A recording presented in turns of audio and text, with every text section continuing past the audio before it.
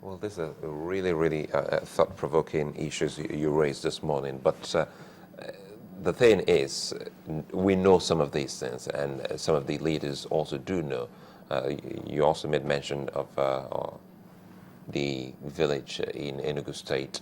We'll still have to be going back to so many issues. People know, and now that we know that they know, and they haven't actually acted in that direction, you're talking about a generational shift. But some would still argue that it's about issues and attitude. What is the kind of attitude we want from these people as we go to the polls? Okay, well, the attitude we want from them, body language is very important. You know, as why I'm saying as an employer of labor, even when you're working with people just walk into your office. First 3 minutes, you discern.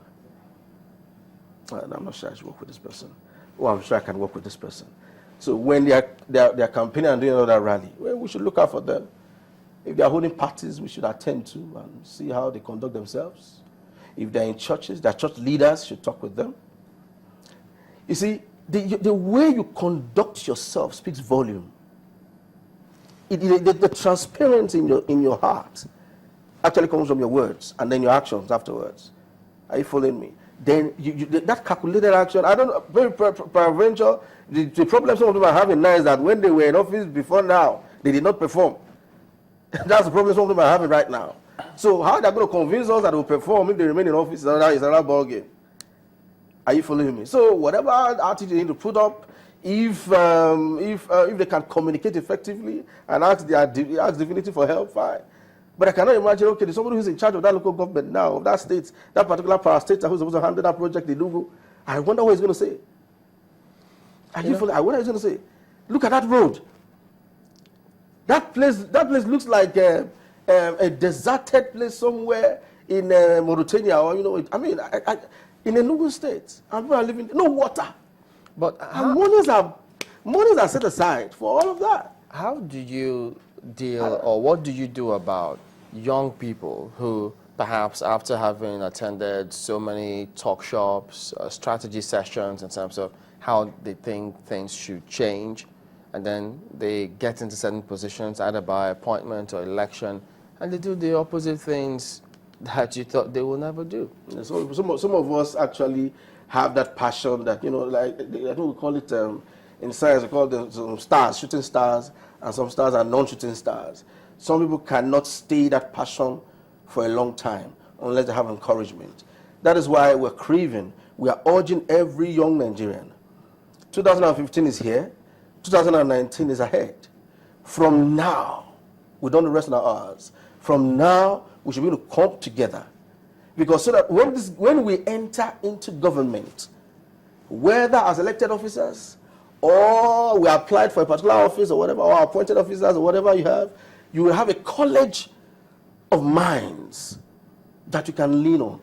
Especially for those who need that kind of setting to be able to stand their ground. Because when they go to parties and they go to meetings, functions and all that, and their colleagues are talking about the amount of money they've stolen, perhaps, I don't know what other word to use, siphon or whatever, and projects are not going on in their various jurisdiction, and they are excited, and they are throwing parties and enjoying themselves. They want to join the bandwagon. They may not be that strong enough, but if you have like minds, of college of minds, who are not interested in all of that, you can follow that crowd. Another item is this. When an article or a story is written or published, is circulated online, no matter how factual or poetic that piece is, if you look at the thread of comments, particularly from young people, you see them divided along the lines of ethnicity, religion. They don't address issues. We're bogged down with some of those things. Even young people, how can they overcome that? Yeah, I call that, that's why I tell my friends at times that we need somebody should make that clarion call. Someone, according to T-Buck, he said, the world people, evil thrives when honest men keep quiet. Somebody must start that fire, not fire literally, but as in start making that noise and begin to sound the alarm and continue. People will come together, and then we can now direct the minds of Nigerians, the young people. You could have fragile.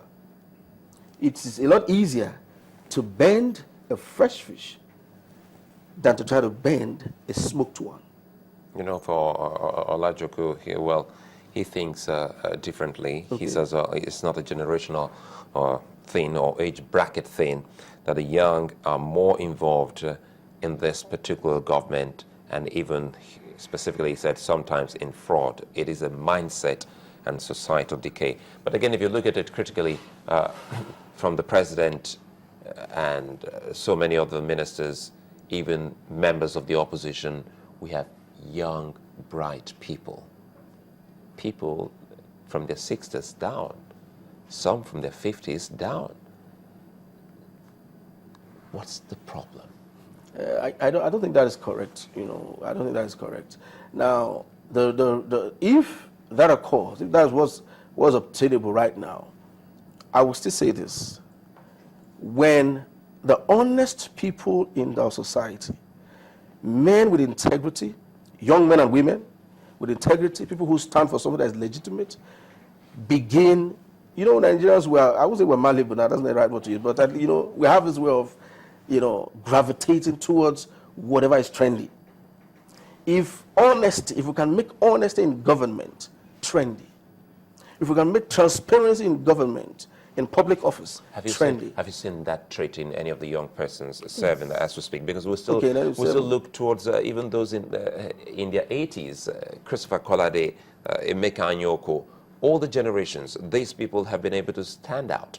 Who is that young person that has served that you can say is a role model that I want to look up to? Oh, very many, my brother, very many. I will draw your attention to something. I don't want to blow anybody's trumpet here.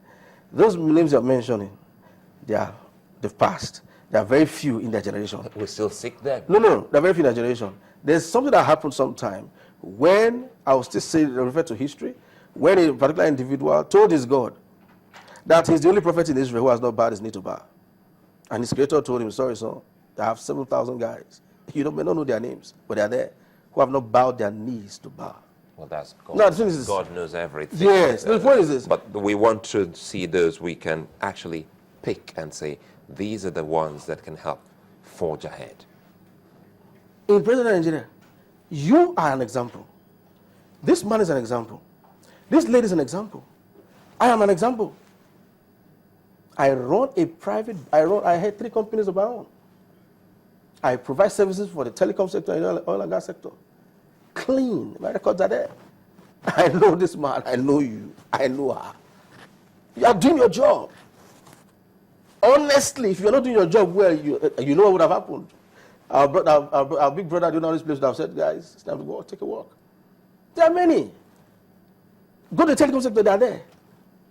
I was even advised by a friend that I should remain in the private sector and not move to the government sector. That, oh boy, I use the language. Oh boy, if it is 500 million, you can make it here, clean, and sleep well. I was told. So people are doing it. They are there in Lagos. They are there in Abuja. They are there in Enugu State. Everywhere. Ijebu, they are there.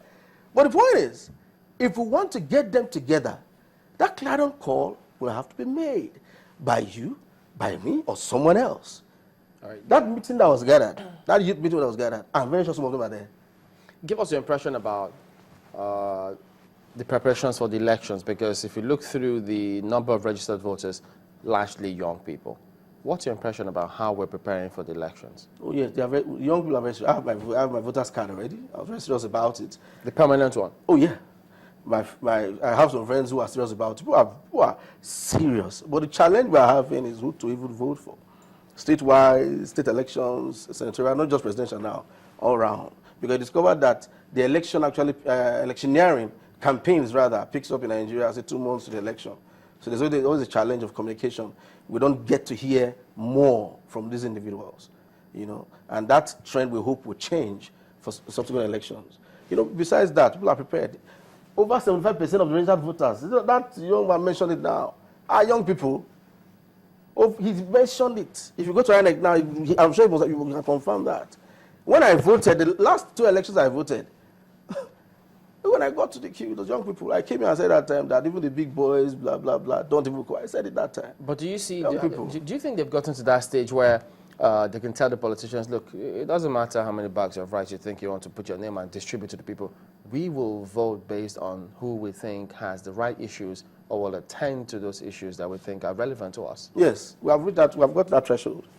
We are at that point right now. Because that bag of rice will not last more than 2 months. The 500 naira or 5,000 naira or 50,000 naira will not exceed 2 weeks. For a family man, they cannot even pay one of the children's school fees. If they stay school, perhaps one or two of them, and it ends there. Then the door to your destiny is shut for another 4 years. The roads you will walk on if you don't have a car, or the one you drive on, will remain in that state. People are aware. That's why a lot of people just don't want to come out and even take the money. But I still understand that a lot of poor elderly people in the village just still come out and take the monies. Those guys still don't vote. So they know the thing. That's why at times this is violence, when they lose election, they now give money to a few guys to go and cause mayhem and all of that. The old guys who actually take that money to feed themselves in the villages don't actually come out to vote. All right, Emmanuel Esangbedo is a public affairs analyst. We want to thank you for coming on today. Thank you. Well, back in just a moment, everybody. Don't go away. We've got another perspective to go. Join us again.